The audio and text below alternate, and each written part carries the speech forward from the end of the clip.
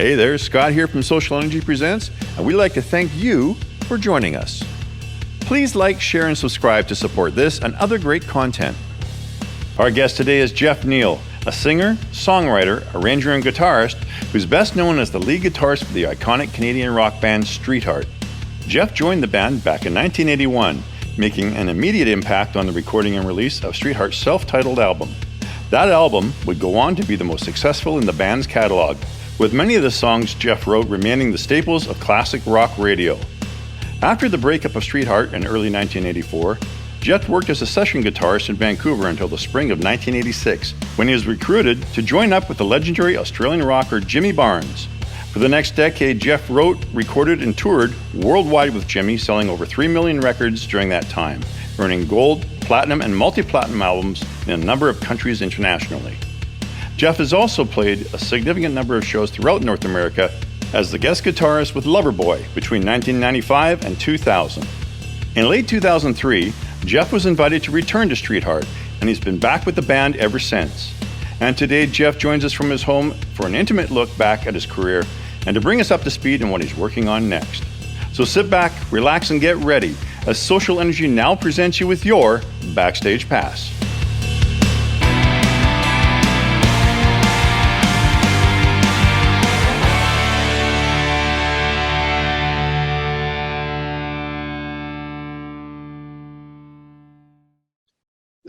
That guitar, unbelievable. I remember when you got that guitar, we were playing in Red Deer in 1976. And I remember you playing your first gig with that guitar and it had the maple neck on it. Yeah. Was it 76 that I bought it? Or did I have it? Did I buy that before you and Mike came out? I thought I bought it at the end of 75. Did you? Well, I knew you had the Les Paul. Yeah, I had the Les Paul, but I remember when I saw this guitar at Long McQuaid, I had originally bought the first year on the road a natural finished left-handed Stratocaster with a maple neck that I wasn't really.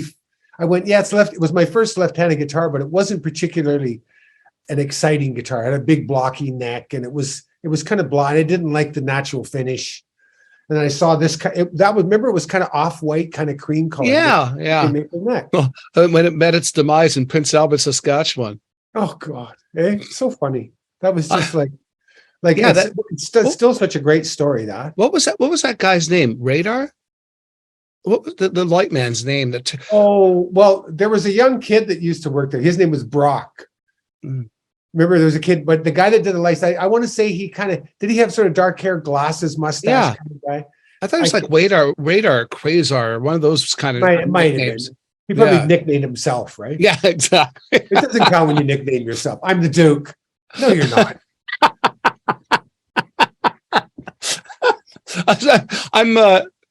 So we got to tell the story. So that there's Jeff. We're playing at the Pen in Prince Albert, which is set up like this sort of nice Las Vegas-y kind of dinner club with tables that went out at the same height as the stage, basically. When dance floor on the right, dance floor on the left, like stainless steel round dance floors. Am I correct so far? Yeah, that's all right. Yeah, that was great. Yeah, and then you're out the very last song at the end of the set, and you're out standing on a table. And you're out there doing your big power chords and stuff and your last little solo and stuff. And as you're coming back to the stage, walking from table to table, the light man that worked at the club decided to add to the show and turns on the strobe lights. So you lose your footing. And it was like probably about 4 feet down. Well, I'm going to say. Oh, yeah. Yeah. No, it would be at least that, Mick. Because they were like bar tables. Yeah, kind of like stand-up bar tables with high stools, I think. Yeah. And so there you are, you're walking back, and all of a sudden, between the last table and the stage, you went down. I remember watching it, and I was just like, because I'm standing on stage for the big finale, arms up in the air, the Pete Townsend thing. Yeah. And all of a sudden I see you go down and your leg goes down, your guitar goes up like this and hits you in your chin, right? Oh, man. So the neck breaks this way, right? And down and you come up and we get into the back room and there's blood gushing out of your chin. I know. And your neck is broken this way, like the strings are here. The neck is actually broken halfway down this way. I remember you taking duct tape because we're getting an encore, of course. We gotta go. It's like Phantom of the Paradise, right? It's like you're in the bathroom bed in the back room dying, and people think, "What a great show!" What a great show, man. And so you took duct tape and duct taped up your chin so it wouldn't bleed anymore. And I remember that's the power of the Fender products, right? Because you're sitting there like this, the neck is hanging, and you went, "Oh," like this, and you went, "Pop," and you went. And I think you had to tweak it a little bit. It was still relatively in tune. Still working. And you went out and you played for the next 2 weeks like that until we played in Saskatoon. Yeah, I remember it because I could feel. I sanded the neck down, but you could feel a little bit of the separation between the two hunks of wood on the neck being held together by the truss rod. Yeah. So kids, always buy a Fender guitar. No kidding. You can throw them off a roof and they'll still play. Yeah, and then I remember when you got to Saskatoon, you gave it to Ed Rohner. That's correct. And because the reason you wanted the white Strat, of course, was your Jeff Beck thing. You loved Jeff Beck, and he had that wonderful guitar. Was it on? No, it wasn't Blow by Blow. It was on Wired. Wired.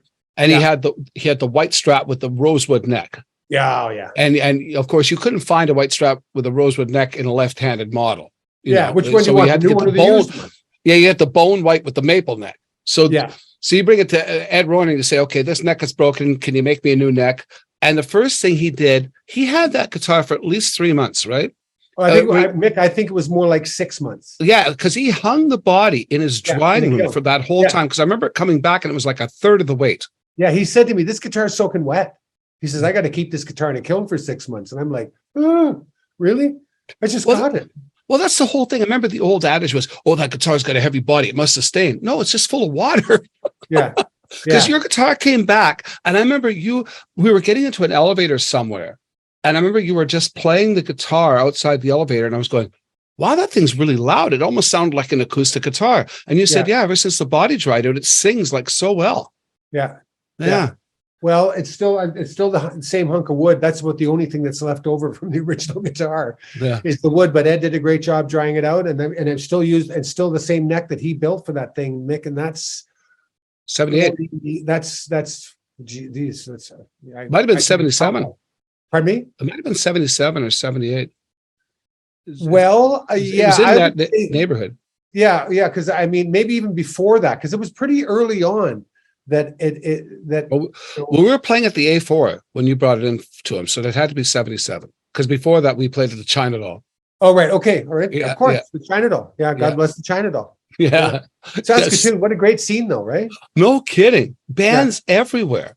Yeah. And what was the name? Remember the band that we walked across the street from Yips and Jacks, and the one guy, he was a PA guru.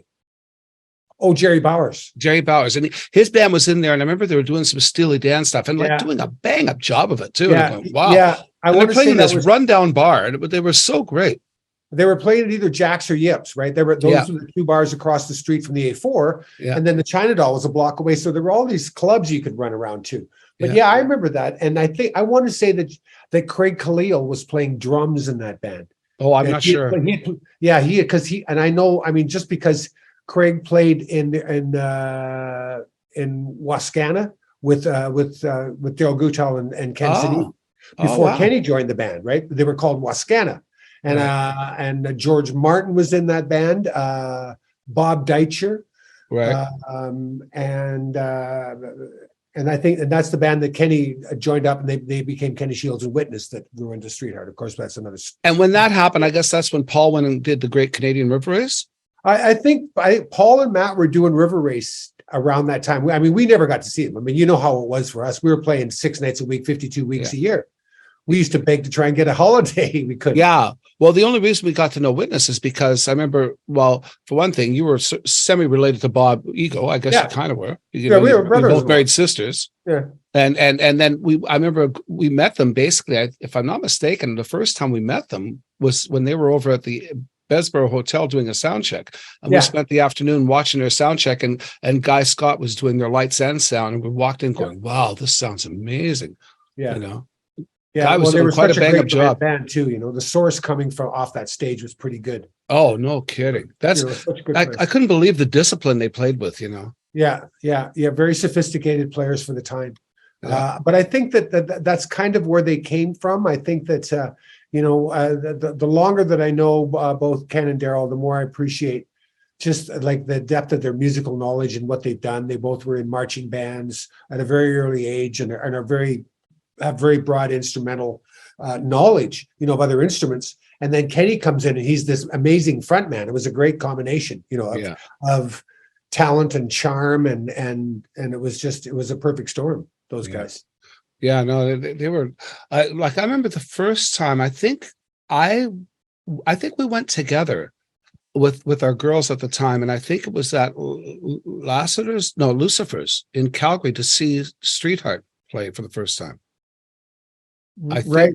Yeah, it was the one, the original band. And I remember just going, and of course they were playing all original material. They might have done Under My Thumb, but at the time I'd never heard Under My Thumb. I never heard the Stones version. Yeah. But I remember just going, oh my God, like talk about a locked in band. Yeah, just so good. I mean, I remember we saw them. I keep thinking it was the first time that we saw them, and it's a long time ago. Was at St. Mary's or Mount Royal College in Calgary. Remember they played that? Oh no, I saw that was I think that was the second time I saw them. Okay, I think maybe it was the first time. But I mean, they were just. I mean, I was just what as you were alluding to. It's just really what their level of skill and the way that they were all connected as that one band together. Yeah. That you just and you went down the lineup. You'd see Daryl and Spider and Kenny and Maddie and Paul, and each one of them was just really on top of their game. It was just what a great band they were. Well, they breathed as one unit for sure. They were like one living organism. Yeah. Well, it was a real lesson. I remember being quite depressed after watching them. Yeah, I know,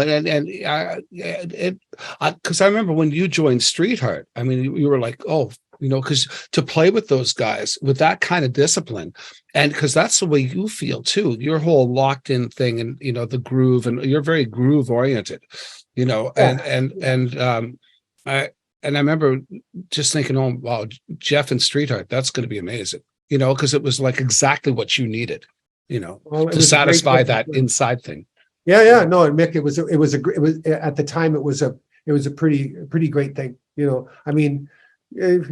All bands have good upsides and downsides, but certainly the playing aspect of it and working with guys like Daryl and Kenny and Spider and Bob Ego at that time, that sure taught me a lot. What kind of love is this? Now, I've told the story a million times, and I've probably fabricated a whole bunch because it keeps changing. You started writing that song when you were in Shama, right? I think I had that concept for you because we've talked about that. I think. Did I play? I remember hearing it because I remember hearing your chorus. Yeah, and that's basically I had the chorus concept, that idea, and I had the intro riff, and because I was trying to do like all the young dudes, right? That's a beautiful arpeggiated guitar thing, and I said, well, how can we do something that will make me happy like that, but not take me to court? Right. Which is what you got to be somewhat creative about. Pay tribute to, they call it. Pay tribute to, yes, in the spirit of all the young dudes. And Daryl, who I'm going to his recollection of that was he had this idea for this verse that went da da da da da da da da da da da da, and then I'm waiting in line. He had the B section. And then he went, again and again, I keep hoping there's love in their eyes. And he went, and I went, what kind? Boom, boom. Wow. Okay. So it actually, it was from two different sources. I didn't realize that. Yeah, it was two different sources because all I had that I probably played for you was, I got this cool chorus thing here. Right. I got this idea for a chorus. I think it's going to be great. I remember hearing it. I remember hearing it for the first time because because to tell the story, of course, Jeff and I were in Shama together. Like, people have heard of Shama. Some of the people, if you haven't, go back on the other videos. But it was Shama had broken up, and I it was sad. And I bought a house outside of Vancouver, and I had a wife and two small children. And I sort of said, I can't do this anymore. We have no gigs. And I started working in a music store. Then Jeff and Michael Sicoli form a band with Tommy Stewart, and it becomes Trauma. And the reason it's spelled Trama is because it was Trooper and Shama put together. That was the whole idea. And that band would just play Friday and Saturdays and pirating other bands' equipment. So the band would be there all week in a club, and they'd come in at the end of the week and play just the last two sets of each Friday and Saturday. What a bunch of dogs, eh? Yeah. But it worked good for everybody, because these bands wouldn't have had the gigs without you being there. Yeah. I think you got a bit of a good for them. specialist to it, especially with Tommy at the time, right? It was a real win. Yeah, because Tommy was a bona fide rock star at the time. I mean, they had the biggest album in Canada. Yes, they did. Yeah, and so when so I was working in this music store. I ironically playing drums in a weekend band because I wanted to do something different. Yeah. Well, I was getting calls from wedding bands that I go audition. They call me for an audition. I go, this sucks. I mean, I just got out of Shama. Like, I'm not going to play, Never Ending Song of Love with a bad band with an accordion, And so anyway, somebody had the smarts to say, hey, you want to play drums in our band? I went, no, that's something I'd like to do. That's something I want to do. Yeah. Well, because at least then I'd be learning, Yeah. Anyway, so then all of a sudden I get a call. I don't know if I got the call from you first or from Michael first, because I remember you might have actually you might have called me and said, hey, I got a chance to audition with Streetheart. And it was just a sidebar. I think because you and I were still yakking. I remember we were jamming when we jammed one night. I remember you had that lick. I could play it right now. I could play the lick, and we were jamming this lick at the Fun Palace. That's right. Yeah, and it was me and you. I don't know who was playing drums, and I think if I remember correctly, for some reason Mike Evans was there. Right. Okay. And it was weird. I don't know. I don't know. Anyway, so me and you were in contact, and I think you said you had this chance to possibly join Streetheart audition or whatever. And then almost in the next breath, Michael Sicoli asked me, would I take your place in Trauma? And I said yes before I thought about it. I'd never played lead guitar before, really. The last time I played lead guitar was with my high school band Balderdash in Sault Ste. Marie. And, after that, I was more or less your rhythm guitar player. Anyway, so I had to learn quick anyway, but what I was getting at was you. Well, I got the audition. Had a chance to go audition with the Streetheart thing, and I do remember that. And you would be the obvious choice for Mike, considering we have so much history together, and musically, and I mean, and that kind of really took off for you. I mean, I was there for a cup of coffee almost. Only a few months, and then you guys made, it's grown into a huge family tree. Yeah. It's so funny because Michael and I still work together to this day. Well, me and you and Mike have done some things together too, which is great. Like that legendary Dean's thing. Those videos still get tons of hits. It's unbelievable. It's getting to the point where I'm no fun anymore. I am sorry. Sometimes it hurts so bad. Unbelievable. Yeah, and that was just a one-off for a cancer gig, Well, I mean, it's just so good. I mean, it's the one thing that I've always so appreciated about both you and Michael for all these years is that we just have this. We kind of it just falls together. That we don't have to talk through anything. We don't have to do anything. It just okay. You take this. I'll take this part. You take it. We've always fallen into our natural roles. Mm-hmm. And Michael's just so musical, and I'm going to give us some love on that too. I think that, and I'm going to include myself, that both of you guys are two of the most musical musicians that I've had a chance to ever work with since I've been playing music. It's just come so naturally. There's nothing forced about it. I think we all have this love of good songs. Well, we all grew up together. We have a very similar DNA, because there was a Boarding, Frank Elliott as our music teacher in high school, and the wedding band stuff, the wedding band circuit. Yeah, and all those gigs, and the smoking area where there was always the talk of. I remember you turning everybody on to Captain Beyond at the time, which I would have never heard of in a million years. And all this great music. The Doobie Brothers were coming through at that time, and everybody had this shared thing. Pink Floyd, Queen. all that stuff. Yeah. What? Queen. Oh yeah, Queen. Yeah. Oh God, I remember having the debut album. Was one of the first guys in town that had it. It was so great. Well, the first album I heard was the second album, Queen 2. Yeah, Queen 2. Yeah. And then I went back to Queen 1. And then I remember going to Dan Week's place one day, and that was the first time I heard the third album with Bring Back Leroy Brown and Killer Queen. And yeah, so great. Sheer Heart Attack. Yeah. Oh, that's such a great album. Such a great record. And then I had a timeline thing that I always thought that Night at the Opera came out in 1976 because that's when Shama was out on the road, but it actually was released in 75. So I must not have listened to it till 76 or something. Yeah, I think we caught up on a lot of stuff. I mean, so much music. There was so many great records coming out. And when you look back on 45 years, it's hard to really timeline, a couple of months. Yeah. Sometimes, but I remember that. I can remember being in Calgary early days of when I think of A Night at the Opera. I always think of us still in Calgary, but we're sort of transitioning towards the coast, kind of thing. That album, the Storm at Sunup. Yeah, Gina Vanelli. Yeah, Storm at Sunup. That album. Well, that was a nice thing. You and Brian always had stereos on the road and you had quite an extensive album collection you carried around with you, and you always bought the newest stuff. So I remember like Silk Degrees coming out of your room. I was going, wow. And of course Storm at Sunup. And what was great about Calgary is you were with Colleen at the time, so you'd give me your record player and your albums, and you go to Colleen's place. So I always had your collection in my hotel room. Yeah. So I remember Kiss Destroyer. I was playing that at the time because to me was the best Kiss album still to this day. Yeah. Bob Ezrin was magical on that.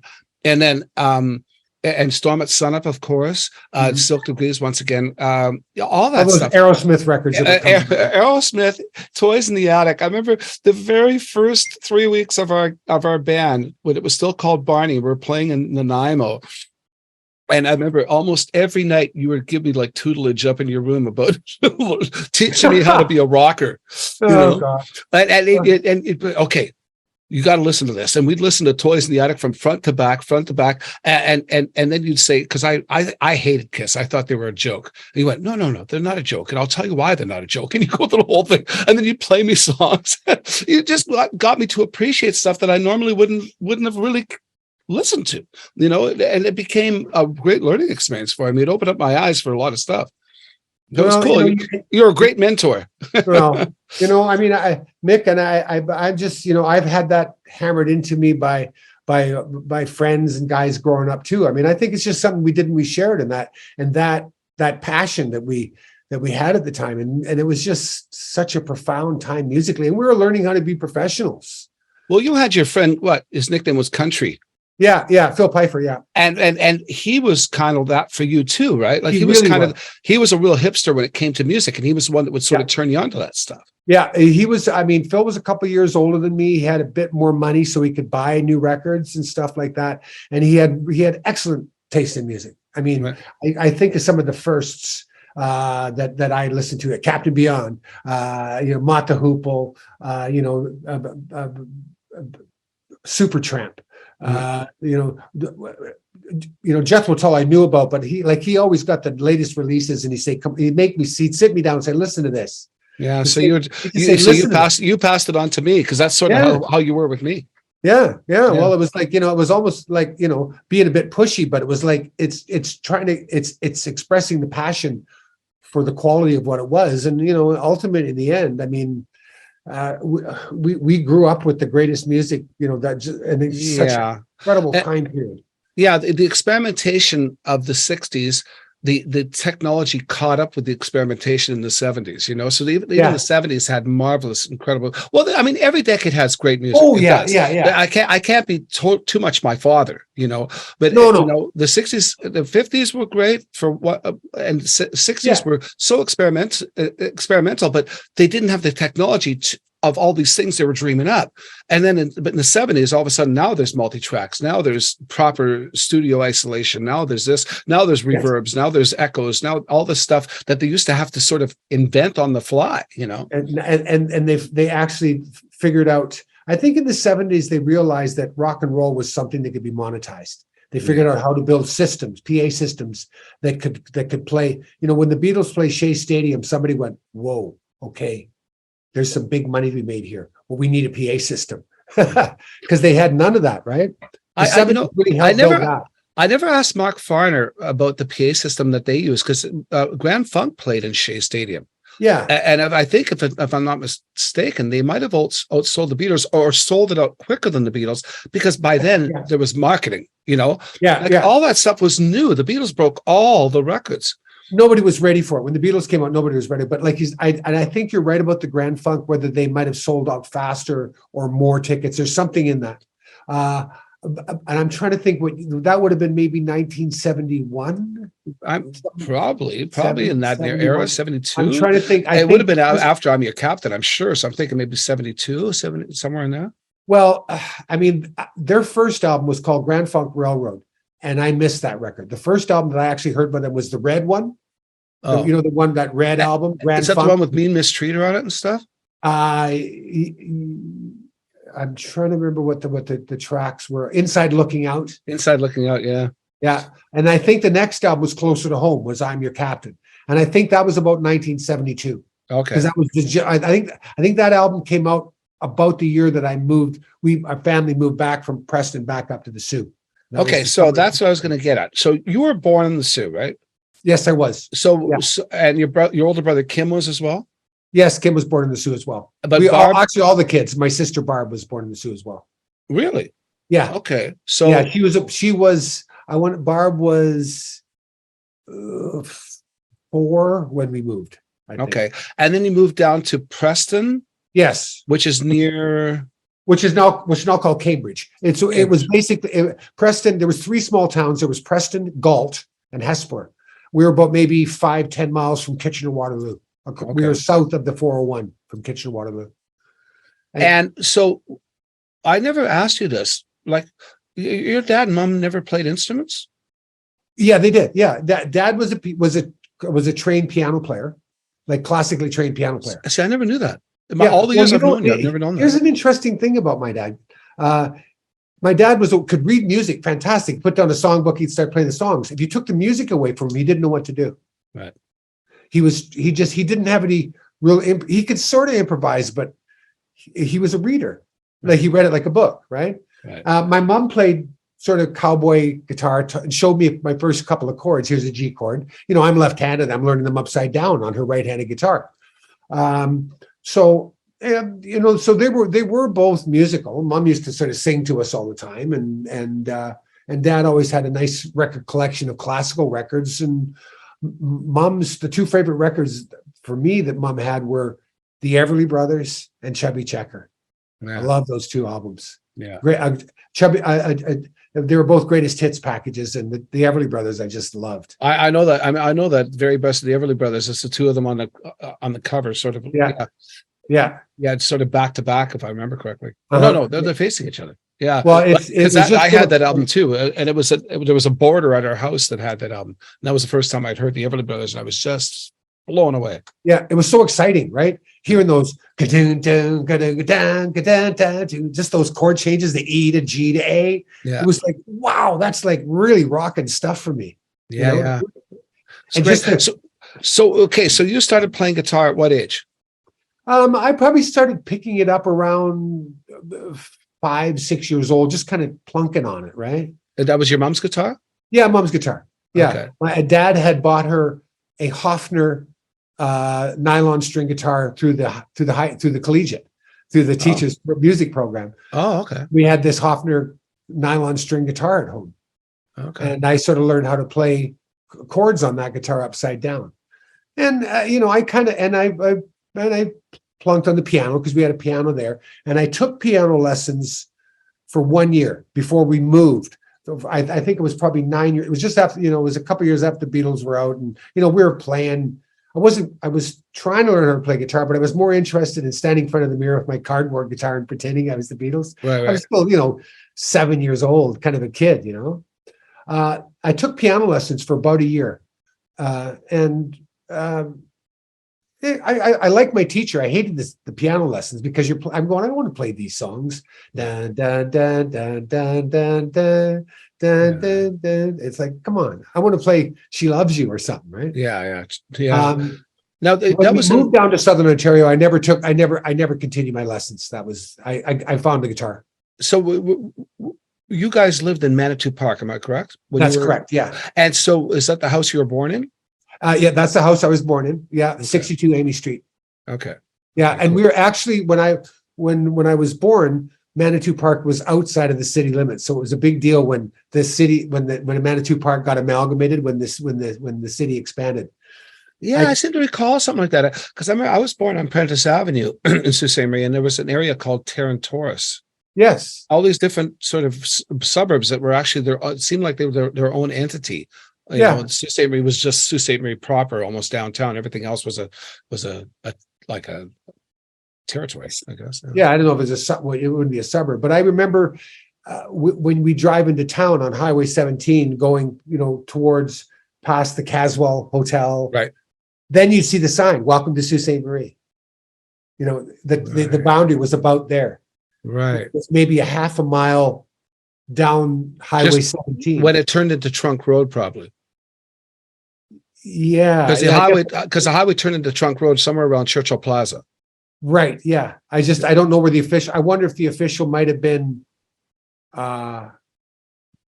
The corner there is that Black Road, or the runs at the foot of Finn Hills. Oh, isn't that Gully Bay Road?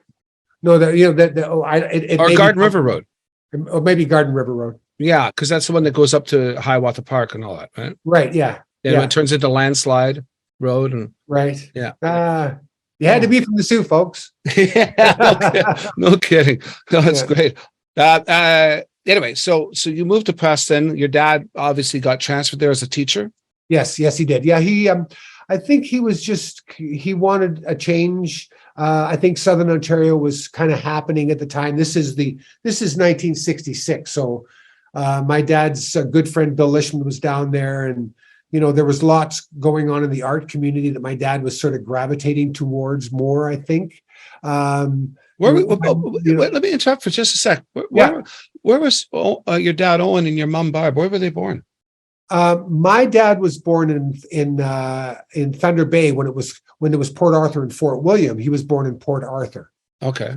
My mother grew up in a little town north of there called Hudson, around Sioux Lookout. Sioux Lookout. That's where my mom was born. Yeah. Weird. Yeah. And Barb was born in the Sioux. And then mom and dad moved down to the Sioux fairly soon after they got married. And because dad took a job at Collegiate teaching. Now, did he always teach art? I'm sorry? Did he always teach art? No, he was actually, for most of his career, he was an English teacher. Oh. Yeah, he taught English. He taught art later on because he wanted to just do something different and took art courses when we had moved down to, Preston. He used to go to summer school in Toronto and was taking these courses so that he could become an art teacher because he sort of loved that. He loved the creativity. I think my dad was a very artsy, creative person. My mom was a little bit more salt of the earth. I think in some ways that was the divide between them. I think that my parents never had a bad relationship, but they probably weren't as close as they might have been, but they were very different types of people. But, for me, I love them both equally. And, they're my mom and dad. Well, it's important. It was probably gave you the balance, Yeah, kind of, it's funny about that. When I talk about my parents, when I think of my creative self and all that sort of stuff, I think of my dad.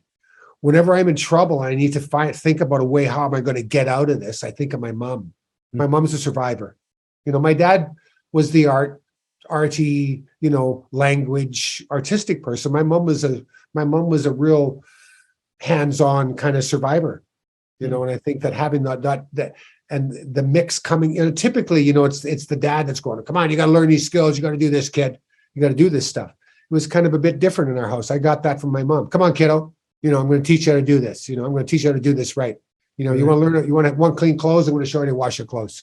Yeah. You know? Interesting. Yeah. So so you go down to Preston and you're sort of plunking on your acoustic guitar that your mom had. Yeah. And so when did you get that old Strat that you had when you came back to Sault Ste. Marie? Okay. Well, let's go start because it was a right-handed Strat strummed left-handed. Yeah. Now we'll go back to the plunking guitar stuff. I'm 10 years old when we moved to Preston, and I'm kind of really getting into music then. It's 1966. Beatles. I mean, my whole life is just music, and I'm kind of figuring it out. And I'm kind of going. And I'm said, Mom and Dad, Mom, look what I can do on your guitar. So Mom and Dad finally relented and went to Simpson Sears and bought me an acoustic guitar that I then was able to restring in a traditional format for left-handed. And then I kind of really took off. You know, and at that time, kids were playing in bands. You know, they were, you know, every kid in the neighborhood. Sorry, that's the phone's ringing. It's our agent. Every kid in the neighborhood, you know, it's the 60s, right? Every kid plays an instrument or is trying to. Right. And I remember my brother had played with the bagpipe and drum corps in the Sioux out of the armory that came out of the armories in the Sioux. Pine Street, yeah. On Pine Street. And Kim was really an accomplished snare drum player. Kim was my older brother, Kim, for those of you who don't know, was really an accomplished musician. He was very disciplined and very talented. You know, I mean, he was the real star of the family when we were growing up. I was just kind of the geeky little brother. Mm-hmm. But anyways, Dad helped Kim get a drum kit. I remember he got or maybe no, Kim had a drum kit before, but he had a set of cornet drums. They were kind of cheap. I know cornet drums really well. I mean, they were okay, but he outgrew them really quickly. And he was starting to play in bands, and Dad was going to help him get a real set of drums, a set of Rogers drums. And Dad also agreed. He said, okay, Jeff, you get $300. You can buy a guitar and an amp. And the McCartney thing was part of me. So I bought a bass. And I wanted to get a Hofner Beatle bass, but Dad said, "You kidding? That's $250. You're not getting one of those." Yeah. So I got a knockoff. I got a pyramid knockoff of a violin-shaped bass because I could flip it over for left-handed. It made complete sense. Right. And I got a little Trainer bass-made amplifier from Trev Bennett Music in Kitchener. Wow! And Kim got his Rogers drums. And that's the first thing and I played my first bands as a bass guitarist. That's where I first started playing. Wow. See, that's something else I didn't know. Well, I remember, and I was, you know, we were playing with kids in the neighborhood. Hey, you got a guitar? Let's get together and play, you know, and everybody knew a song. I know, do you know anything? Well, I know Gloria. You do that for 5 minutes and stop, go, want to play it again? Okay. You go, I'm going to go home now. I got to go home and have dinner. I was walking home from one of these little practices, and there were a bunch of guys out playing road hockey. And I'm walking by them with my case, and they go, "Hey, kid, come here. What do you got in that case?" "I've got a guitar. Can we see it?" You know, it's good. So I opened up and they go, "Oh, it's a bass." Then they said, "Can you play it?" I said, "Yeah." What songs do you know?" "I know The Letter" by Box Tops, right? Because it had some moving parts, right? And I could play it. And so they said, "You want to be in a band? We're having a band practice tomorrow." So I went to the band practice, and there were 10 guys there, 10 kids. It was about 10. Yeah, there was 2 bass players, a drummer, 5 guitar players, a tambourine player, all the kids, everybody in the neighborhood that, you know, were friends. They all got together and we played Gloria, you know, and probably, I don't know what else we played, maybe Walk, Don't Run or something like that, just the chords. Nobody could play the solo, but keep it going. And we just did that for 10 minutes. But that band eventually got, you know how kids are, after 2 weeks, they go, "I can't play guitar, it's too hard," you know, and they just drop off. Eventually it got down to 4 of us. And I probably told you about John and Danny Wright at some point.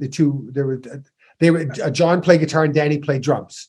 And then we all met, and I met another kid who was a guitar player who was my first really great musician that I played with, his name was Keith Murch. And I probably told you about Keith. His father, Doug, was a wonderful jazz guitar player, good friend of Chet Atkins and the Murch family. They're all, and both Keith and his brother Glenn have become very accomplished jazz guitar players. Wow. And Keith played guitar. And he was a great, like, he was your first good musician. Like, he was like, wow, you're really good. You can play stuff. Right. You know, we had a good band, you know, and that's sort of where it started. And then I sort of outgrew bass. You know, Hendrix started to come along and I needed to play guitar. Right. You know, and I traded in that bass at Archie's Pool Hall for a 6-string Riviera electric guitar.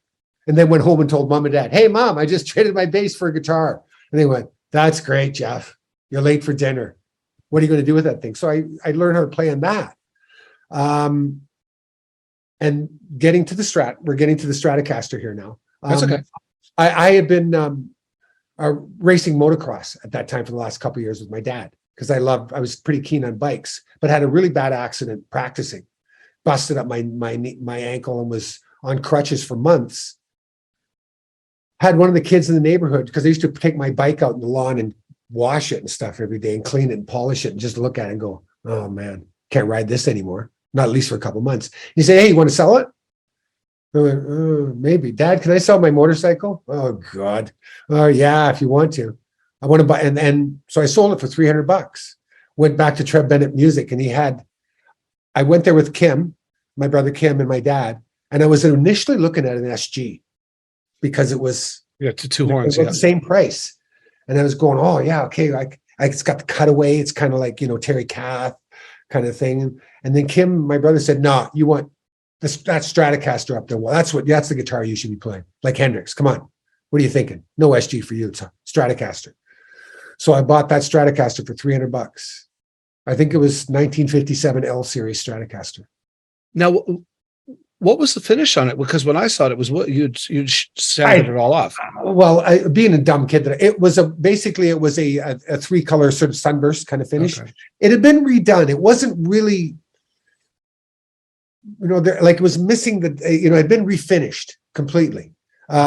It didn't have the original controls on it. It had Telecaster knobs, you know, the metal knobs that the Tellies have. It didn't have the plastic Strat knobs. It didn't have a decal on it. I mean, it was a Fender Stratocaster, but it just didn't. It had been somebody had refinished the neck, and they took the decal, the Fender Stratocaster decal off the headstock, so it wasn't on there. So.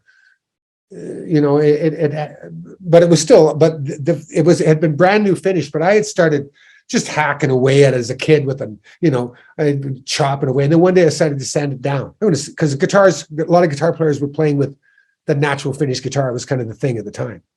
So I just sanded the top off and I didn't bother with the rest of it. Right. If you remember, it just had the top sanded off. If I recall, now the neck position pickup never worked on that, did it? No, and I never had any money to get a new pickup. Right. It sort of worked. It was like it had part of the copper wiring, and I had no resources to get anything fixed. I couldn't go get a pickup. Hey, Dad, can I have $50 for pickup? No. Here's the other one. I didn't think to put the middle pickup on the neck pickup. You know, I mean, you know how we have so much knowledge now. You don't know. It doesn't work. Yeah. You know, when you're a kid, you don't think of those things at the time. Yeah, there was no Dave Reimers in our group. No, there were no Dave Reimers in it. Dave would just rewind it himself. Yeah, well, you know, I mean, Dave, where were you back then? Dave would have been about 5. Yeah, probably. I was going to say, so I remember being in the Boating Band rehearsal room there, the practice room, and you were in that back area. You had your twin reverb in there. Yeah. And your Strat. And I remember the Freeride had just come out and you did the opening lick to Freeride. I went, how'd you get that sound? He said, oh, you just put the switch in between these two pickups. I went, what? He says, yeah, it's not this pickup. It's not that pickup. You put it on it and it makes both of them and it puts this out of phase sound. And that's what he did for the record. I went, oh my God. Because it was one of those sounds I went like and of course it was Hendrixy because Hendrix used that sound too. But Freeride was like, in your face, that out of phase sound. That was to play that song without the out of phase sound is useless to me, you know? Yeah, it doesn't sound like the song. No, not at all. But yeah, I remember that. And I think Vince Buxell brought this horn. It was a horn about this big that was made for a loudspeaker. And I remember you hooking it up to your Fender amp, and it was just nothing but top end. Oh God. Of course. Sure, more speakers. Let's plug into everything. Exactly. It was all experimental. Oh, funny. Yeah. One of my favorite amps was the reel-to-reel a tape recorder from the music room. Remember that there was a great reel-to-reel tape recorder in the music room. I used to let Frank used to let me take it home, and I could plug my guitar into the input and drive it. And you got this fuzzy, distorted, kind of like quasi no time Randy Bachman kind of sound out of it. Right. Love that. Well, that's and later on when you had your Ampeg V4 with Shama, you used to run your Champ into that doing the same thing. Yeah, it was because Jeff Beck was doing that. Jeff Beck was preamping his Marshalls with a little Fender Champ. I thought, good enough for Jeff Beck, good enough for me. Oh, I didn't realize that. I didn't know where you got the idea. I remember, I read it probably in one of the guitar magazines at the time, that it was the same thing with the Randy Bachman thing. Remember how I flipped the input jack over? Yeah. That was a Randy Bachman trick. I remember reading it many, many years ago. I think on my first year on the road and reading in some, whatever Guitar World magazine, him interviewing, and he had done that on his Stratocaster, and it made complete sense. He talked about the ease of use of being able to pull the jack in and out. Yeah, well, and you can use an L-shaped jack. You can use an L-shaped jack as opposed to just a straight jack. Yeah. Yeah. Yeah. That must have been his Legend guitar, which I think it was. I don't know what happened to that. That went missing. He still pines for that guitar because that's always let it be, or that's always let it ride stuff. It was all that guitar. Yes.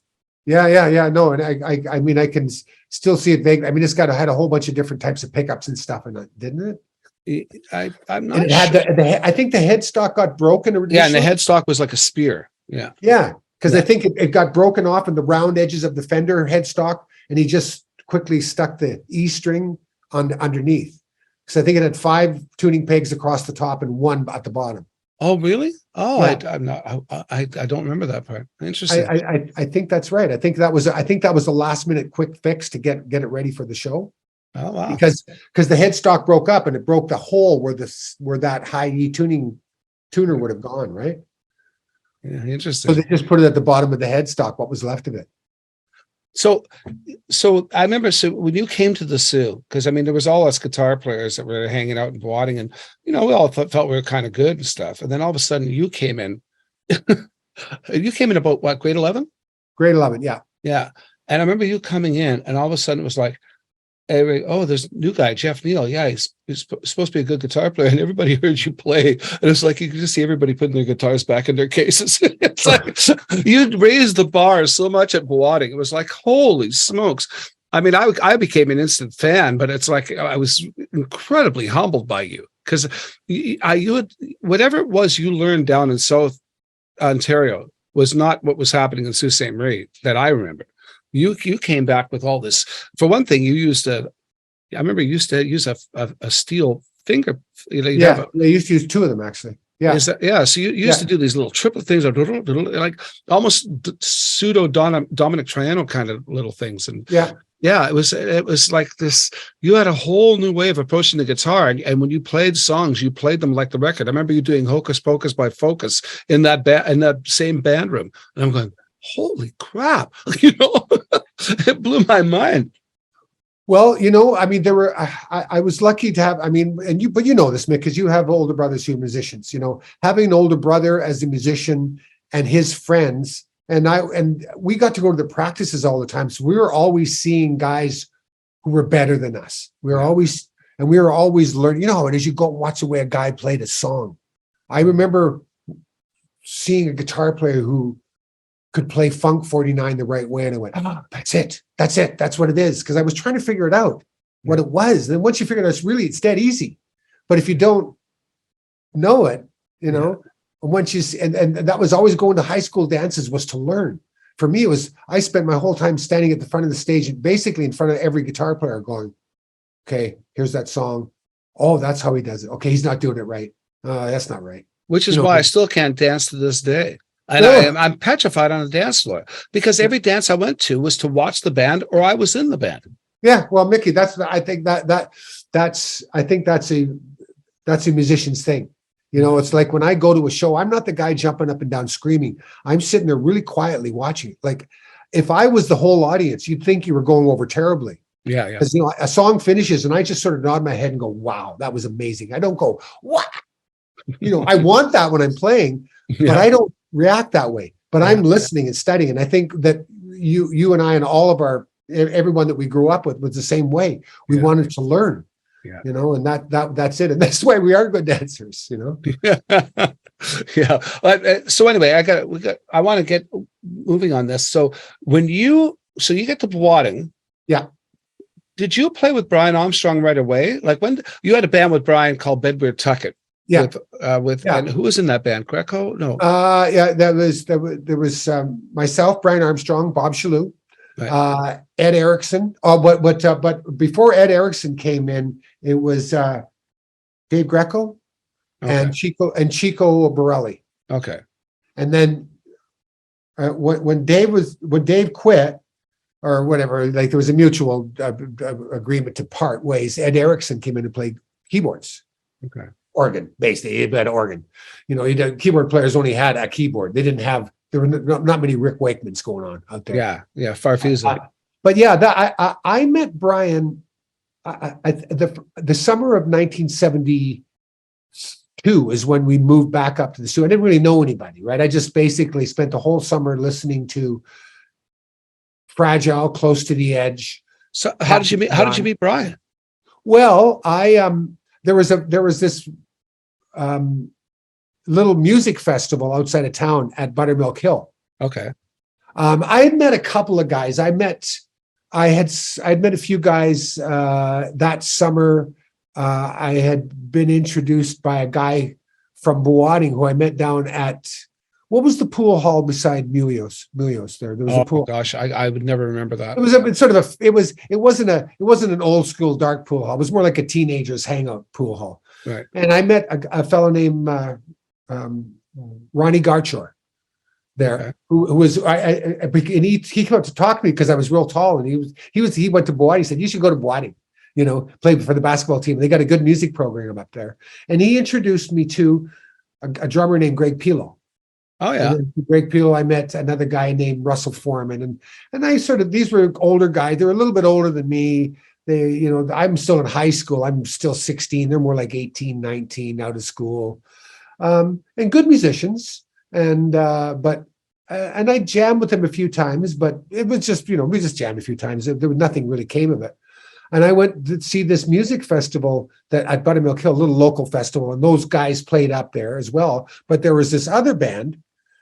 Then they were called Farkas, Armstrong, and Sepp. And it was Brian Armstrong, George Farkas, F and As. That's right.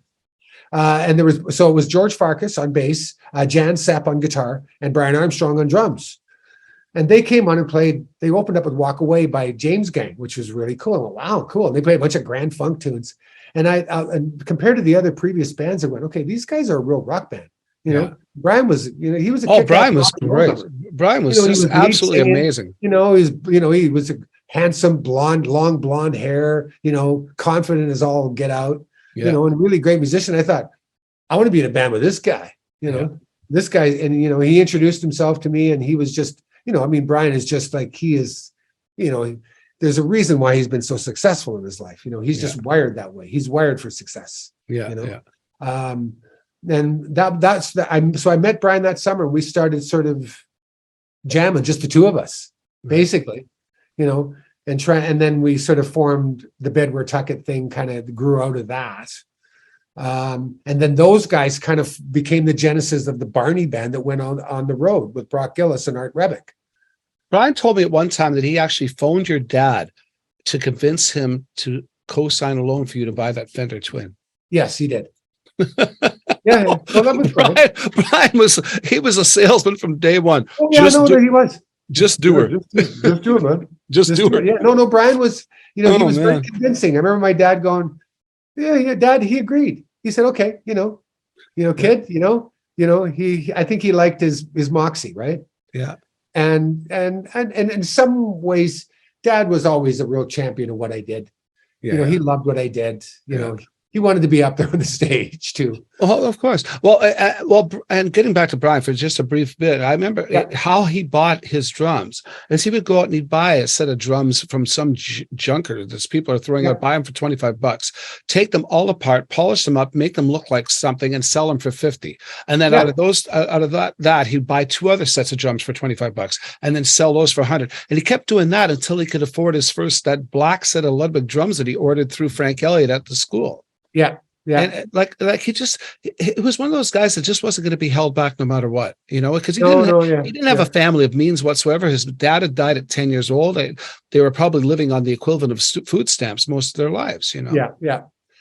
Brian, in one generation, completely altered the path of his family. Yeah. The Armstrong family represents a very successful, highly functional, business-oriented, loving family. Yeah. And Brian built all. I give him full credit for all that. He's just, Mick.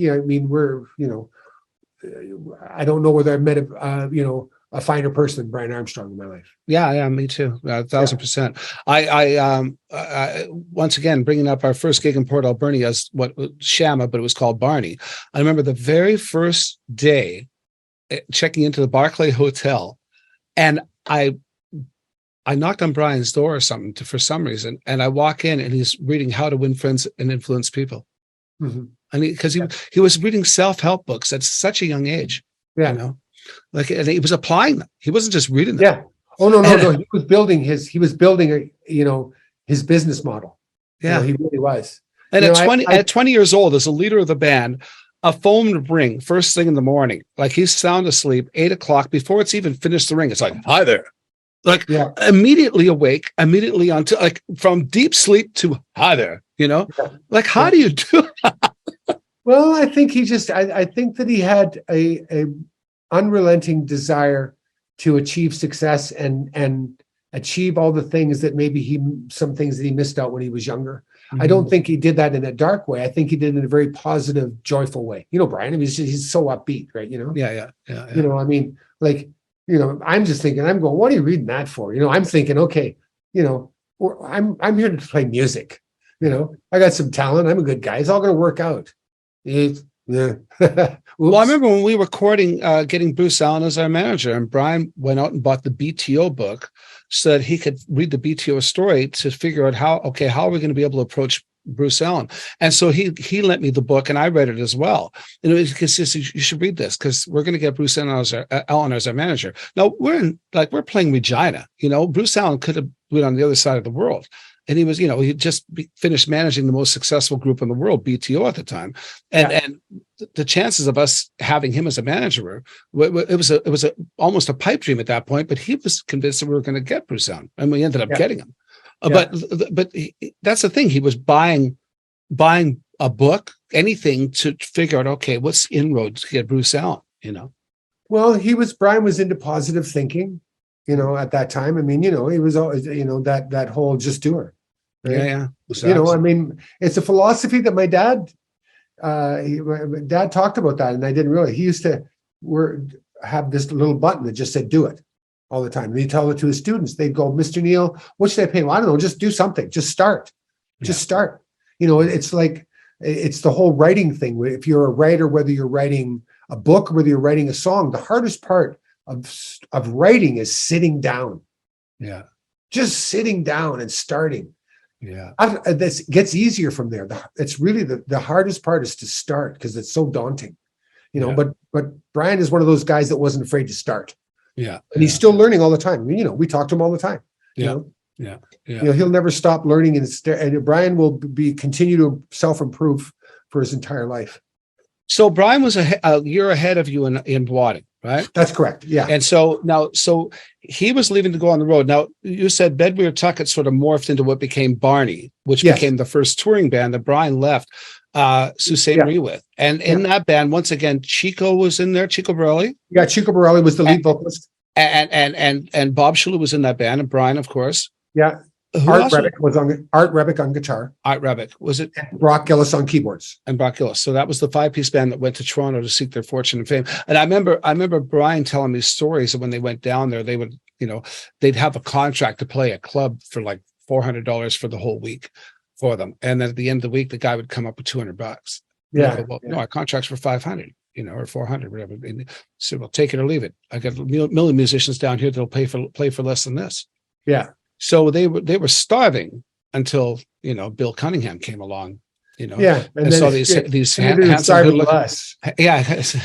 handsome, good looking guys. I mean, Bill was a gay man and managed the Fabulous Platters, and figured, okay, I got these good looking musicians behind the band, behind the Platters, Yeah, it was I mean, I did that too. That was my first, when Brian came back after a year being on the road, that was my ticket out of the Sioux. Yeah. And what month did you leave to play with Barney at that time?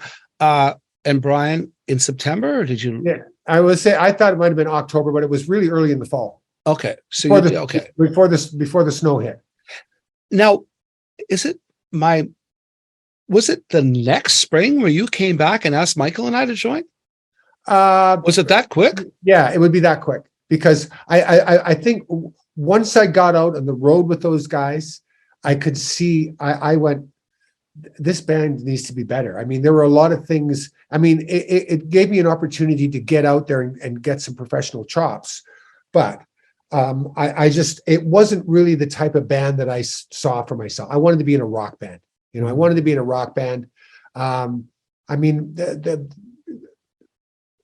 lineup with me, Bob, and Brock and Brian was adequate for doing the Platter stuff and for playing little clubs, but it didn't really, none of us were strong enough singers individually to carry it. I mean, and there was there's no offense. We could all sort of sing, but nobody was really a vocalist.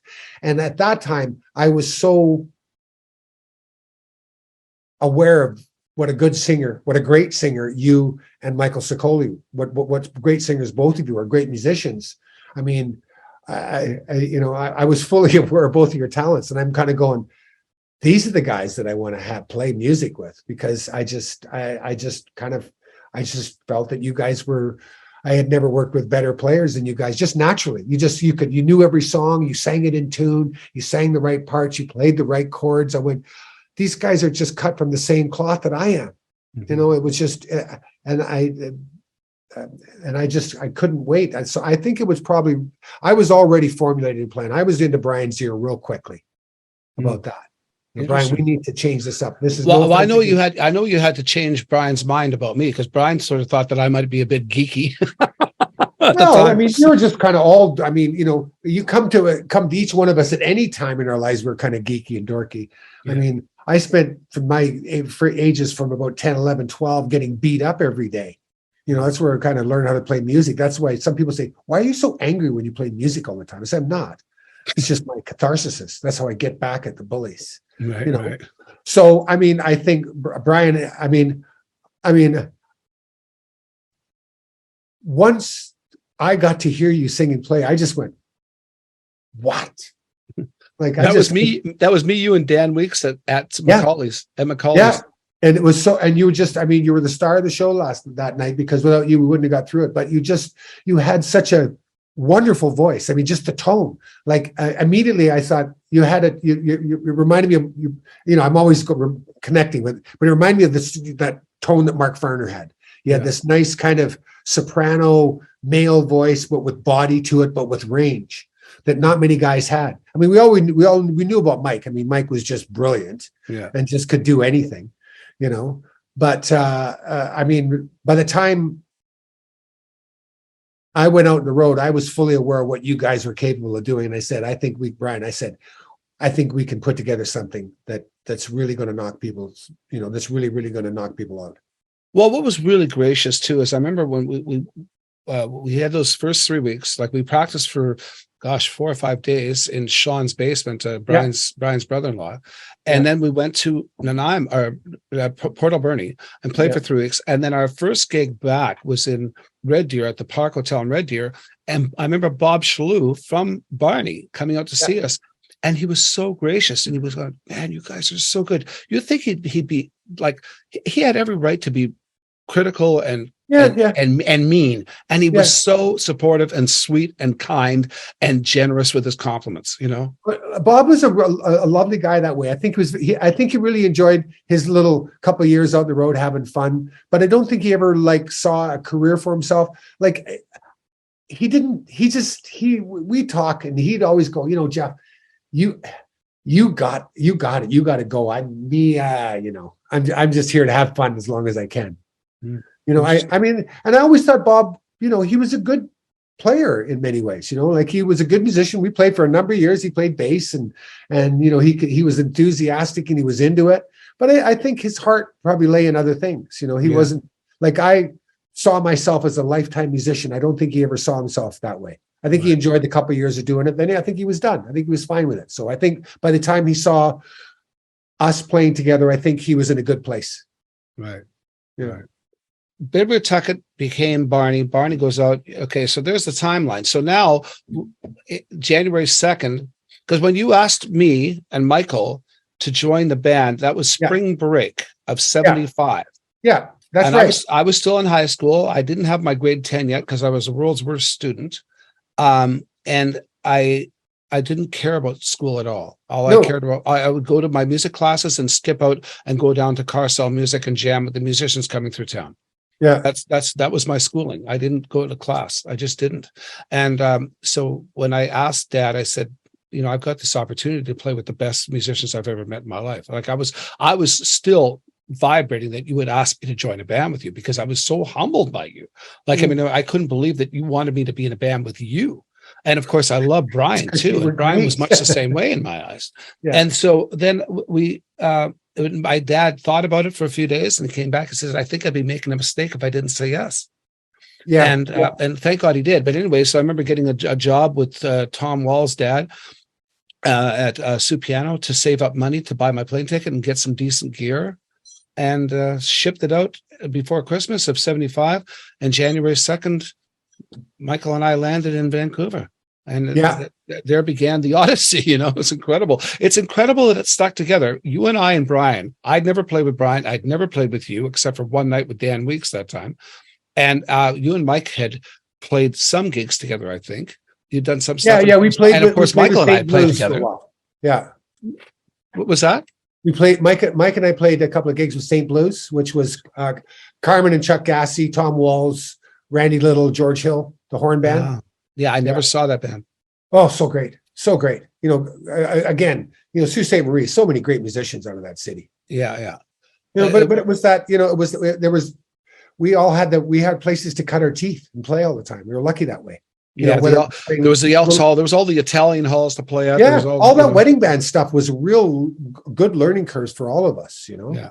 Well, especially in Mike's case, because his dad was such a great jazz guitarist. And so all of his friends were real musicians that read and had theory and studied. So Mike just absorbed all that stuff. Like as much as he loved the Beatles, he loved jazz, you know? Yeah. Well, I think that's kind of what I think that whole, you know, that schooled music stuff, we all have sort of some elements of that, I guess. Mm-hmm. And I think maybe that's kind of what we like playing rock and roll, but we loved quality music. And I think that's one thing we always had was we could appreciate anything.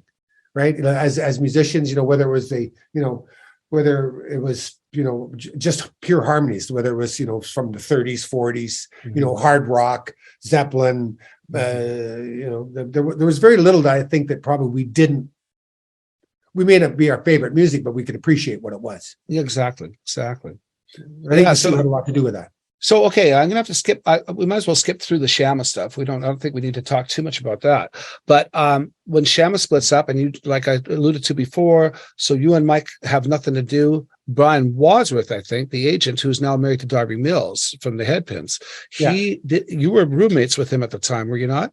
Yes. And he had suggested that maybe since Tommy Stewart was off the road with Trooper, and Trooper were in between albums and tours, that maybe you guys could do this gig together, and you guys just go out and play cover songs. And you took your playlist from the Electric Lunch from CFOX Radio, because every afternoon between 12 and 1, we would play hits from the 60s and early 70s. So basically, you were the first band that played classic rock before it was a term called classic rock. That's about right, Nick. Yeah. And it was pretty insane at how huge it hit, because it was just so serendipitous. It was like the right timing. You guys had nothing to do. You had no gigs. Tommy, okay, well, why don't we just play some old Doors? Let's play some old, play some old this Beatles, play some old this, and played it, and the place was going nuts. Immediately. Yeah, and these were tried and true songs that were already sort of 10, 15 years old, so they were established, and we weren't having to try and chase the hits of the day. Right. And all that work that went into learning those songs, we kind of not jam them, but we could kind of have a bit more of a loose format. Mm-hmm. I remember being one of the first guys to play Roadhouse Blues. Yes. And it's a simple song, but the place would go nuts. Yes. That riff, right? Yeah. You know what I mean? And it's been played to death now, but I would say literally we're the first band that probably resurrected that song. It was probably played when it was a hit, but it probably hadn't been played by a band for over a decade. Yeah. So. Yeah, it was pretty impressive. And so that carried you through until your audition with Streetheart, and then off you went. Now, and then I just want to skip over, because I really want to get to the Jimmy Barnes era of your career. So you had great success with Streetheart. I mean, you had 3 albums with them, 4 albums before. 4, yeah. 4. And by the last album, you were pretty much, I would say, in my eyes anyway, you were more the principal songwriter than just about anybody by the last album you'd done. It seemed like it to me anyway. I know that all the songs were kind of registered to everybody in the band, but I could sort of hear your vibe in all of them. I think I was pretty prolific. I did nothing but write songs. Right. By that point, I was trying to put as many lessons that I received from our friend Jim Valance into play as possible. And one of those things about, well, writers write, like writers don't not write. If you're a songwriter, you have to write songs. Yes. And basically that's like what Don Henley talks about in their special, talking about Jackson Browne, about hearing every morning, hearing the kettle going, and then hearing the piano every morning, and then the piano would stop and the kettle go again, then the piano. And he did this every day. He just went to work writing songs. So I think I was doing a lot of that at the time, Mick. I was writing all the time. Yeah, interesting. And then Streetheart split up. I came back to Vancouver in the beginning of 1984. And that's when I'd taken your spot in Trauma, and that band was falling apart at the same time. And you said, well, you wanted to form a trio, me and you. And I said, sure. And we decided I would play bass. It just made more sense. Sure. So I started playing bass at that point. And then, and we played with Mike Root briefly until we got Bernie Aubin in, who was also he had basically given his notice to the Headpins at that point. Yeah. And so that lasted for about a year or so before Bernie decided to go back to the Headpins. Yeah, it was we were kind of in and out. I remember we had some great nights though. That was a great band. Some nights I can remember a couple of nights playing up in Edmonton at the Rex, and just like, just ferocious, really a great band, just. What was that bigger room in Edmonton? It was a Highway something? Oh, I know the one. It was a huge, gigantic. It was a big room. I remember playing that. It was just like, it was so impressive. But the Rex was definitely cool because it was big enough and yet small enough, Yeah. Well, it was just perfect size room. Great audiences in Edmonton. I mean, Alberta was always so good to us. They were always just having big fun, and yay! Crossing the border. Crossing the border, yeah. Jeez, yeah. We just loved Alberta so much. It was Alberta was so good to Sham, especially. Yeah. Anyway, so we're in 1984. You come back. We form Paradox. Bernie ends up quitting Paradox to go back with the Headpins. And you and I are left with nothing to do. So once again, in a weird way, now we start working with Ziggy Joe Zaccardo, who is assistant manager at a nightclub downtown, and they throw him on drums with me and you. And much the same as Trauma started, me and you started doing the last 2 sets on a Friday and Saturday night. Yeah. And that's how we made it through that. Then nightclubs were going, well, if you guys are going to have Jeff and Mick, we want Jeff and Mick too. So we needed to find a drummer. And of course, Ziggy couldn't come with us because he's the assistant manager of the embassy. Right. And so we needed to find a drummer. And all along through the Shamma years, we'd heard of this drummer, Mark LaFrance, who played with this band called Crocus, an incredible high tenor drummer guy. And it's so funny. It was November 1st of 1985. The Outlaws asked us to come in and do their closing weekend. And we asked Mark if he would join. Mark said, sure, okay, I'll do some covers, but I don't want to sing any covers. I just want to do my own material, as he said at the time. And so our very first gig was November 1st of 1985. And I've been working with them ever since. It's the weirdest damn thing. We're going on 40 years together. Wow. It's wow. crazy. It's really? Crazy. Bizarre. But anyway, so then we play with me, you, and Mark for a period of time. And now you get the Jimmy Barnes call. So let's get into that. How did all that come together? Well, that was just kind of that call just came out of the blue one day. Bruce Allen called me up and asked me, in his own wonderfully brusque way, if I was interested in going to work with this guy, Jimmy Barnes, down and with ZZ Top, because his guitar player was leaving. A few expletives in there from Bruce, and he said, can you go tomorrow? I said, well, no, I'm actually working. I think we were playing some gigs. I said, I could go Monday. And he said, yeah, okay. And you're going to have to sneak across the border because it's too late to get your work visa. Oh, God. So Colleen and I drive down, we go to Seattle, except I've got my guitar with me, right? And the border guy, why have you got a guitar with you? I said, well, I'm a professional. I got to practice all the time. Oh, okay, cool.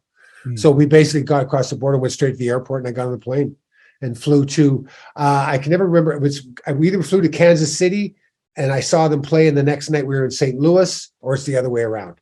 Mm-hmm. But it's one of those two cities that were the first time I saw the band was ZZ, and the first night I played with them, I think, which was, maybe there was a night off in between, but it was basically, I got to see them play once. We had a half-hour rehearsal backstage, and then we hit the stage.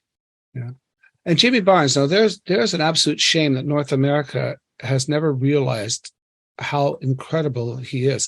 In Australia and Europe, but especially Australia, I mean, he's a household name. Yes, he is. And probably the greatest rock and roll singer I've ever heard in my life. Well, he is Mick. His last album reached number one. It gives him more number one albums in Australia than any artist of all time, including the Beatles. Wow. He was tied with the Beatles at 14. Wow. He's had 2 best-selling books. He's got, a dozen grandkids, with a beautiful family. He's just like, he is an incredible person. He's done duets with the greatest singers in the world: Tina Turner, Bruce Springsteen, Rod Stewart. It's just a huge list of people that he's worked with and done. Joe Bonamassa, just it's amazing. And that tour that you were asked to go on was basically to try to break him in North America. Bruce was managing him for that. Yeah, it was Bruce. Bruce had gone over, I think, previously to Australia because Bryan Adams was doing some shows with the Police. This would be 19. Right. That makes sense. Okay. I got the timeline there because I remember that. Yeah. Okay. Yeah. And I think Bruce, being the guy, he's going, okay, so what's going on down here? Who's big? Like, what's going on? Right. And so he heard about Jimmy Barnes, and, he probably knew a bit about him anyways. And Jimmy had just recently split from Cole Chisel and was building a solo career. And I think that there was an interest in Bruce bringing him over to North America. And I think Jimmy was probably interested in seeing if he could break the North American market for a while. Then I think Jimmy spent about a year, we work in that market, work in the US market. And I think it wasn't his cup of tea. I don't think he really enjoyed having to do all the sort of the work that it took to break into the US market. I mean, it involves a whole lot of meeting people and talking to people and doing all that stuff. Things that I think that he just, not that he couldn't be bothered with, but I think he was already so well established in Australia that. Yeah. Had it happened 10 or 15 years earlier, but by then it was been there, done that as far as, I don't think that he meant it like he didn't want to do it. He just kind of went, I'm going to go back to this, I want to go back to Australia.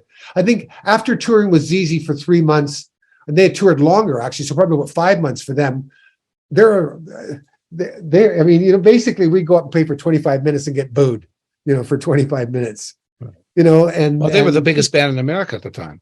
well, it was they were huge. I mean, and we come off stage and the crew guys come up and I'm going to, they come up with this big, long Texas drawl. So guys, they really like you guys. They don't want to kill you. Because the ZZ fans are there for ZZ alone. Yeah. Ask any band that's opened up for ZZ Top. And they said, guys, it used to be a lot worse about 10 years ago. Now they got hits. So they got some females in the audience. It used to be just all guys, right? It was a hardcore rock and roll audience, right? Yeah. So it's like the AC/DC audience, right? You'll go to see AC/DC. Oh, try and open up for AC/DC. Pretty tough. No kidding. It's great. It's a testament to the fans. And your Jimmy Barnes tenure lasted for about 10 years, right? Yeah. Basically from this February of 1986 until January of 1997. Wow. Yeah. Wow. Incredible. Yeah. And then you came back, and then after that. So how many albums were you involved with Jimmy when you were there? I think that I did 6 albums with him. There's stuff on other sort of retrospectives and that too, but we did 6 studio albums together. And you did a lot of co-writes with him as well, right? Yeah, that co-writing thing kind of grew over time. It didn't start out that way, but I did get I didn't get to the first album he recorded after I started playing with him was an album called Freight Train Heart. Okay. Wonderful. I didn't get to play on it because his producer was Jonathan Cain, and Jonathan enlisted Neill Sean to play guitar, Tony Brock to play drums, and Randy Jackson to play bass. And that was the nucleus of the band that recorded that record. So, I was a little disappointed, but I was still fresh to the band. I was still just a touring guy. But I did get a co-write on that album, that a song that Jimmy and I, an idea that I presented to him that Jimmy contributed to, that Jim Balance co-wrote, helped us complete.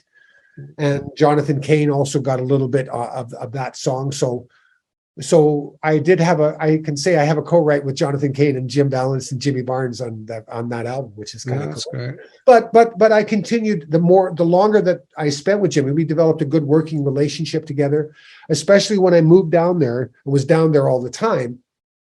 Jimmy would just, hey, Jeff, come on over. I got a couple ideas I want you to help me out with.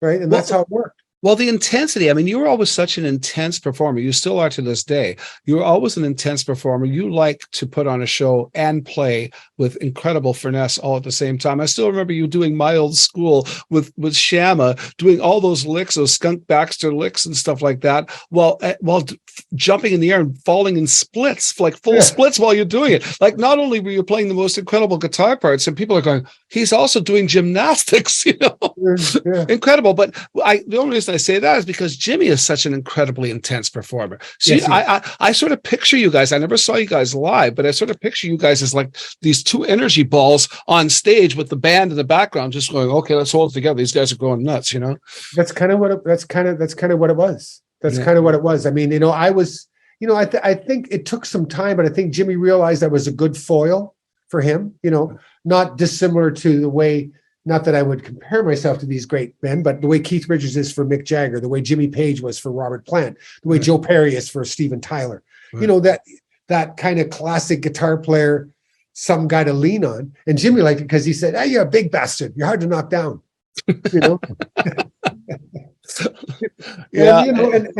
And so we had and I could keep up with him. Like he'd give me some stick and he'd say, you know what?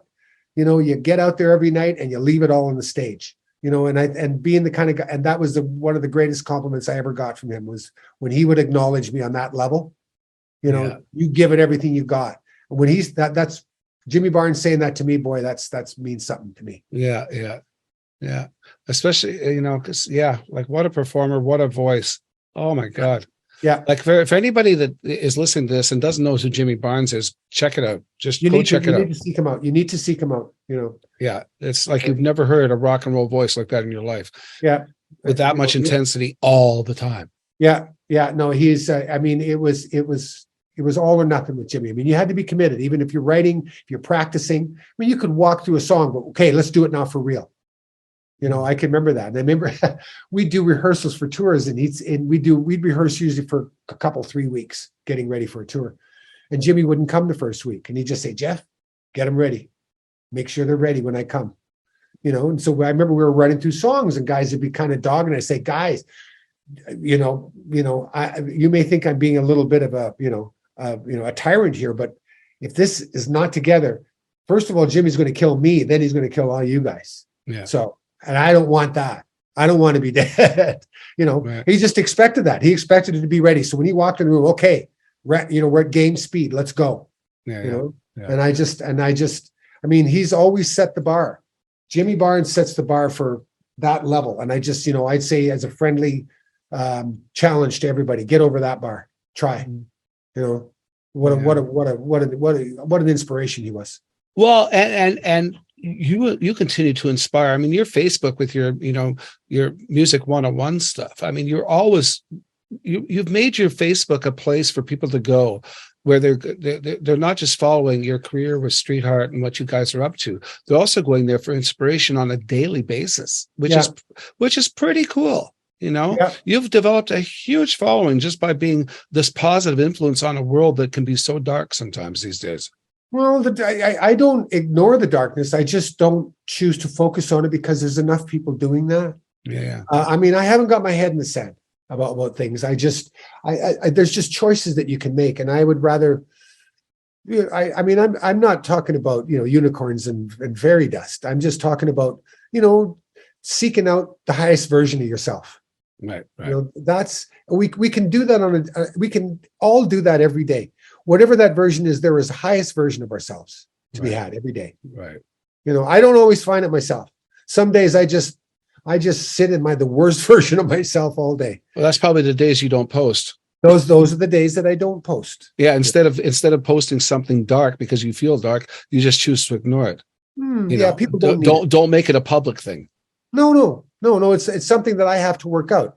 I think that more people could do that rather than using it to, look for some kind of, they want somebody to agree with them or something like that. I don't know what it is.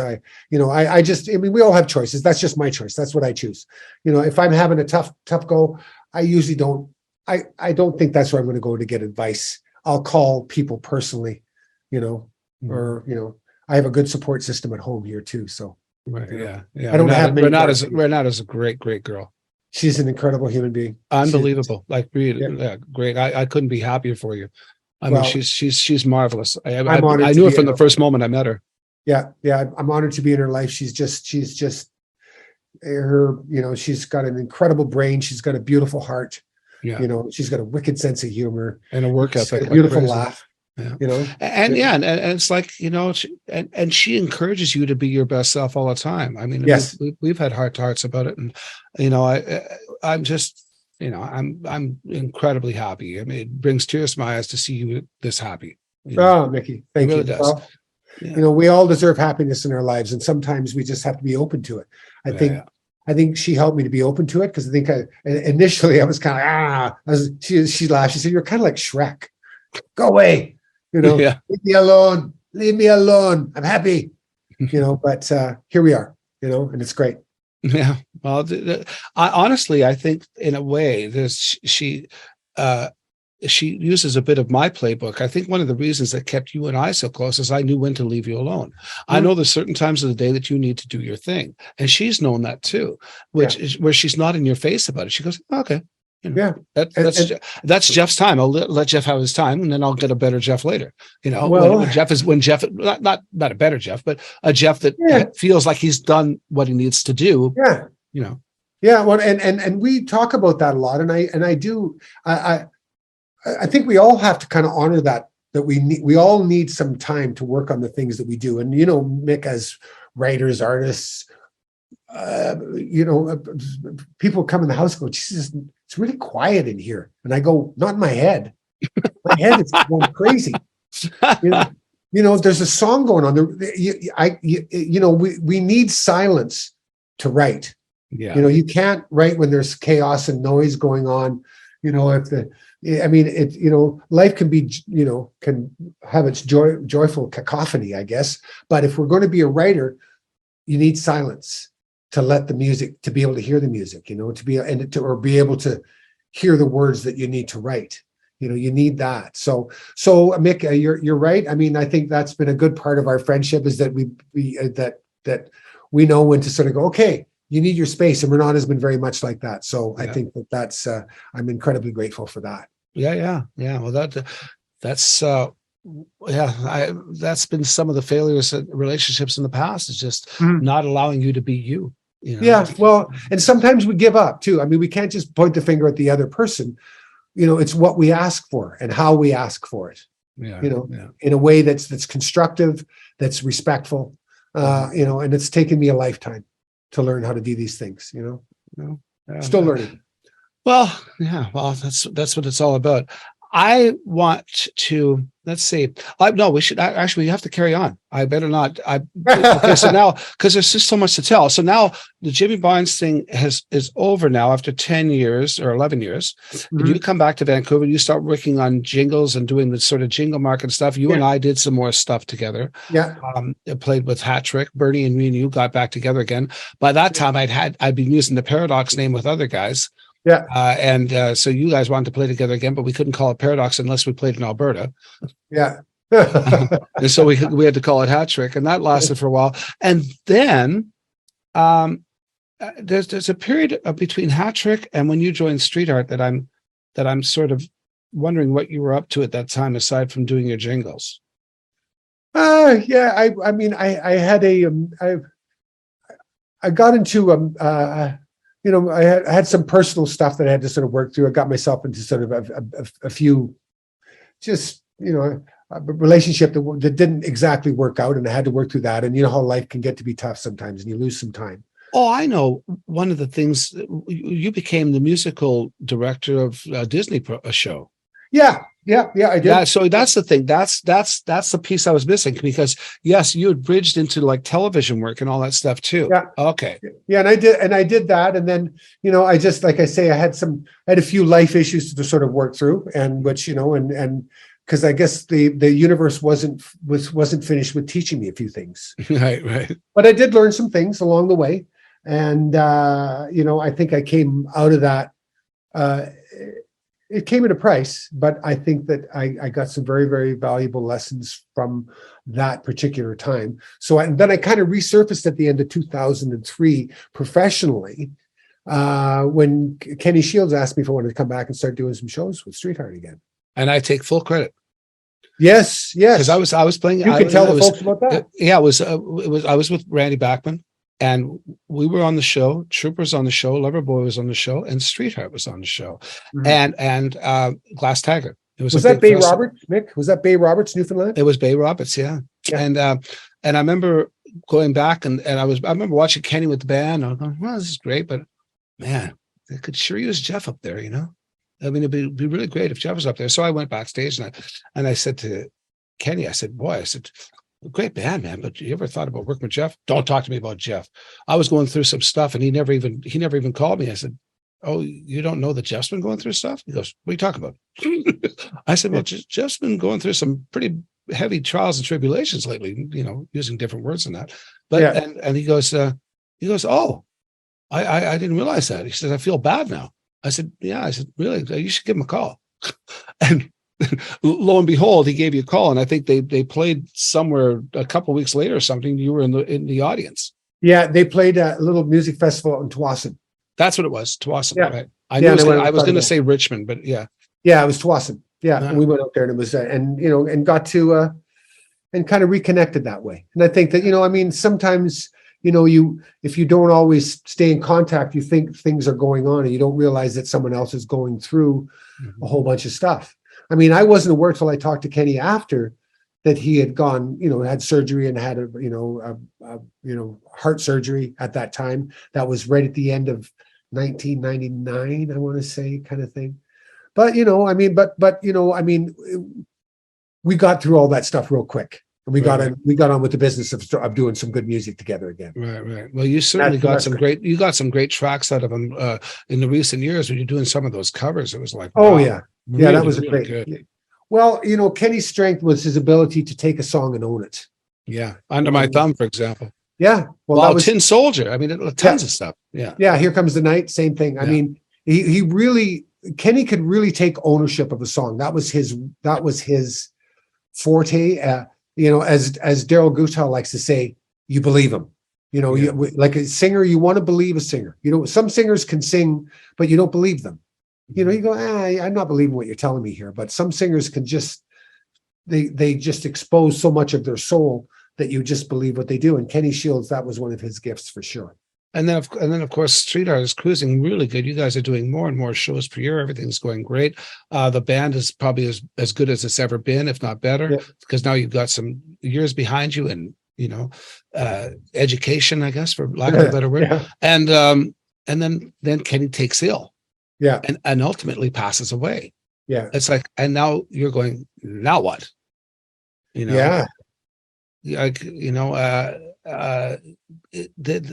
whole period of time between Kenny's sickness and he was trying to deal with it and still trying to perform, when we all know by now that he probably shouldn't have done that. Nobody realized how sick he really was. Yeah. And he never wanted to reveal it because he didn't want to stop playing. No. That's and so and then then there's, so you're going, okay, now what? Do we carry on? Are the fans going to accept us? What's good? If we do carry on, how would that be? I mean, we have to respect Kenny's memory. So I mean, that was a tough go too. You've definitely been through some valleys, buddy. Well, I mean, thankfully, I mean, it was so when Kenny, we just didn't know what we were going to do. Like, what do we do? Geez, how do we replace a voice like Kenny Shields? So unique. Yes. And I mean, trying to find someone who could sing that catalog of songs, it just, I mean, we didn't know. I was like, oh, okay, maybe this is it. But, I mean, we did the benefit for, we were, that summer, the summer that we lost Kenny, that was he passed in July 21st of 2017. We had a show booked at the end of August that was going to be this classic rock fest show that they were doing at Shaw Park, which is the baseball stadium in downtown Winnipeg. And there was, it was us and Harlequin, Headpins Honeymoon Suite. It was a big Canadian day of rock and roll. And then when Kenny got sick, it became a benefit concert for him. We were going to do a benefit show for him. And then when he passed, it became a memorial show. And that's when the Loverboy guys said, we're going to come.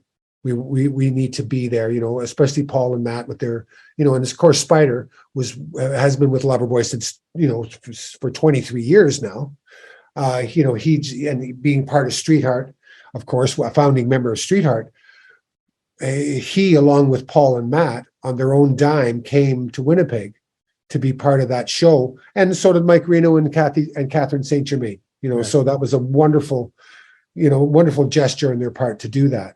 And then we did the show. Oh, hang on a second here, Mickey. Sorry. Anyways, folks, where were we? Anyways, you were cutting. Yeah, we talked about you're doing the memorial concert for him. Yeah, we were doing them. We did, and we had rehearsals. Basically, the idea was to have all the different singers who are singing on the bill come up and sing a song, right? And they all and a few local vocalists that we had. And we knew about Paul McNair. I mean, I had seen him sing with Harlequin. I'm going, man, what a voice this guy's got. And we had met a few times, and he was a real nice, upbeat, kind of happy guy, really just positive, kind of like Brian Armstrong, very up, never in a bad mood. Right. And really talented and really confident. And just, I really liked him. And he came up and he said, I know all your songs. Yeah, I know your whole catalog. Wow. So he basically sang the bulk of the set, and we brought up all these different singers to sing, and everybody did a great job. It was wonderful. It was just a beautiful night. It was just, I went, man, not only did we need to find a singer who could sing this really hard catalog of songs, we also needed someone who could front this band. Right. That's no easy feat. That's harder. That's a harder job, is to be the front person. You got to stand in front of Daryl Gutal and Spider Sineve. Yeah. And me. Not that I'm Jeff. And Jeff. you know what I mean? Yeah. You got to stand in front of all of us guys and be the front man. Mm-hmm. So we're not going to give you a pass. Right. We're going to make it really hard for you. But Right. Paul was really, he's done a wonderful job. He's done it with respect. He's done it with talent, and one of the other things that, we would talk to fans and they'd come up to us and they go, so what are you guys going to do? And we'd always ask them, we go, what do you think we should do? Mm-hmm. We would thought we wanted to know what people thought about going on. Like people going, yeah, you guys shouldn't go on. But people kind of went, we love Kenny, but you guys got to find a way to keep playing. Mm-hmm. The fans want to hear the music. They love Kenny. Kenny was just for so many of our fans, he's the voice of Streetheart, right? Well, they grew up with him. And they grew up with him. Mm-hmm. But they do love the songs. And I think that, Paul has stepped in. He's not trying to be Kenny Shields. Mm-hmm. He's just a great singer who's capable of singing these songs. Mm-hmm. And I think that everyone that comes out, will see the show and go, they say, well, I miss Kenny, but this guy's great. Mm-hmm. This guy's really good. You're not saying he's better or it's just he's different, and he's able to sing the songs, and he's able to sing them in a way that people go, I recognize these tunes. Right. And because his voice is in such good shape, we're able to do some songs that Kenny was having a hard time with towards the end that we would leave out of our set, which is kind of fun to do that. And again, Paul is not trying to sound like Kenny. We got demo tapes from a number of singers who could sound like Kenny, but I said that's not really what we're looking for, because people will go, well, he sounds sort of like Kenny, but he's not Kenny. Mm-hmm. You need someone to come in who can identify, put their own fingerprint on it. Yeah. Put their own fingerprint on it, but do it. But Paul's done it in a way that it's still very much Streetheart. People still get the essence of the band. Well, all the reports are fabulous. Everything I've ever heard. The Streetheart has always been the band that people should see live, and that hasn't gone away. As far as I'm concerned, Streetheart was always the best live Canadian band ever. There was always that intensity that was adopted from the early days. That it never left. There was always that intensity. Like every moment on stage matters. Oh yeah, Mick, the spirit of the original band, the founding members, is still very much in this band.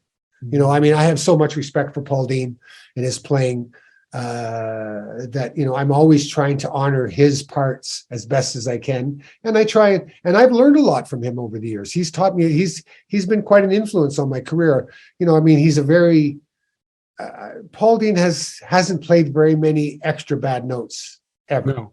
Every note he plays matters.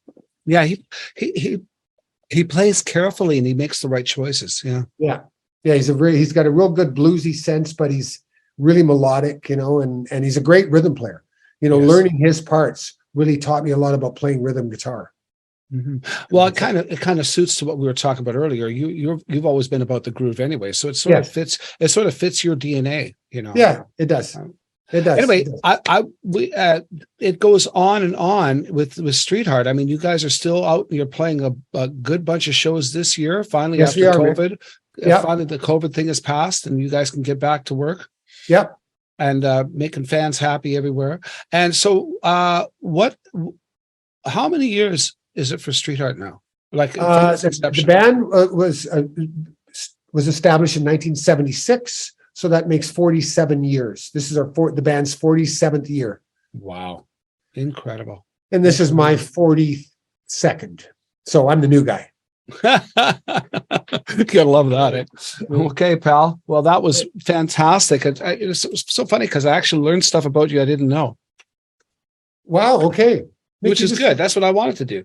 I just questions I've never asked you. It's been fantastic. We could talk for days. You know that. Yeah, of course. And we will, because we'll probably talk next week too. Okay. Yeah. I'll call you tomorrow. Hey, Mick. So how you doing? All right. Take care, Jeff. Thanks a lot for everything. And enjoy the rest of your day, whatever's left of it. It's pretty late there. So. Oh, that's okay, Mick. It was a lot of fun. I just loved it. Time flew way too fast. So.